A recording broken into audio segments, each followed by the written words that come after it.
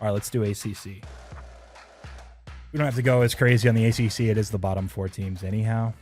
And I believe Louisville is the first up. I'll give you guys my projections real quick. I love the under here. I was shocked that it's 6.5 still some places. I'm not even at 5.5. I'm 5.3 wins projected. Excuse me. I understand the Satterfield coming over from Appalachian State. They have a crazy first season 2 years back. Then they dropped off pretty significantly last year. I think they're somewhere in the middle, like a 5 or 6 win team, not the 8-win team. Even 7, I know we'll lose against, but they don't have anything defensively returning. I'm not expecting that Malik Cunningham, without as many weapons around him, they lost a few to the NFL, and now it's Malik Cunningham trying to do everything himself on the ground, trying to make plays, running around. Look, they play Ole Miss and Kentucky out of the SEC and non-conference and UCF. And then they still have their ACC schedule, Florida State. They have Clemson. They play in the Atlantic. It's tough, man. I have to go under. It's no disrespect. I love Satterfield. I love what he did at Appalachian State. I love what he did year 1 at Louisville. But last year, I don't think was a fluke. The hype was there. Everyone was anticipating even another leap forward, but they don't have the underlying recruiting yet or talent that makes them, in my opinion, a team that's winning 7+ games, especially with a non-conference schedule that has them looking at 3 very losable games. So, yeah, going under 6.5 on Louisville. Georgia Tech, you got a 5. I'm a projected 4.0, 4 flat. This is another one where I think people are getting a little excited. Georgia Tech last year, they go away from the flexbone option team for years, and they have this quarterback, Sims. What's his first name? Jeff Sims? Yeah, Jeff Sims. He, true freshman, takes over. They beat Florida State early before everyone realized Florida State actually stunk last year, but they were making some waves. Georgia Tech, I think, played UCF really close until the fourth quarter. UCF ends up winning late, but they looked pretty good, and no one was anticipating it because when you're going from playing regular offense, from playing the option and having this system and recruits of playing option football for years, it just doesn't usually translate that quickly. So I understand the love, but they play the 3rd toughest schedule in college football. Outside of playing an ACC schedule that includes Clemson, they have to play Notre Dame and Georgia rivalry games to end the season too. And even their opener against Northern Illinois, it's a MAC school, but like that's not a guaranteed win either. Northern Illinois is like the schedule's just too brutal for them. The only way we're losing is if they win half their games, 6-6. I think 5 will push, sure. I think 4 is the most frequent win amount for Georgia Tech, and that's a win. So I got to go under on Georgia Tech, and I think Sims will be good.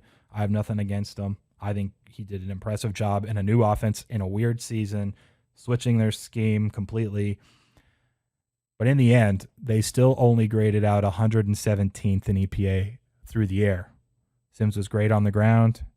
He made extra plays, bought time with his legs. He also was just able to run well. But they're below average defensively. They don't have a ton of weapons just because of what they've been left with from a recruiting standpoint for this type of offense. And it's just like Sims or bust, and he can only do so much. And he just wasn't very accurate through the air anyway. So I think it's a little overblown. I got to go under on Georgia Tech. Apologize to the Yellow Jackets fans out there. I'll be quick on these last 2. It's Duke and Syracuse. Duke's at 4. Syracuse is at 3. I know some books are Syracuse 3.5. So I think if you can get the 3 on a Syracuse at a reasonable juice, like in that -130s range or better, it's worthwhile going over. But the 3.5 would be a total pass. So it's not like a massive edge. I think in general, there hasn't been. I know I glossed over Duke and Cutcliffe. Honestly, this is probably like his last season. If they can't figure it out, they've been tailing off. They'll be regrouping there and getting a new coach. So he is on the hot seat. But I am right on market with Duke. They have a couple new quarterbacks coming in after the Chase Bryce experiment, who transferred from Clemson, did not work last season. I believe they were like bottom 5 to 10 in pass and rushing EPA per play. It was ugly. But going to Syracuse again, I apologize. I jumped over Duke quickly, but I wanted to just give them a little bit of time.